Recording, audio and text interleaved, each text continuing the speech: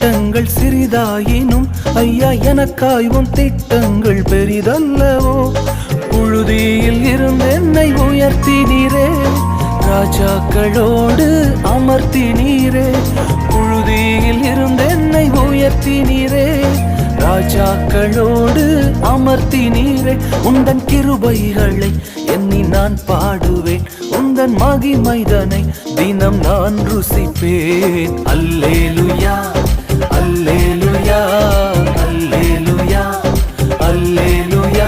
உம்மை உயர்த்துவதே எங்கள் நோக்கமையா, உம்மை பாடுவதே எங்கள் மேன்மையா. உம்மை உயர்த்துவதே எங்கள் நோக்கமையா, உம்மை பாடுவதே எங்கள் மேன்மை.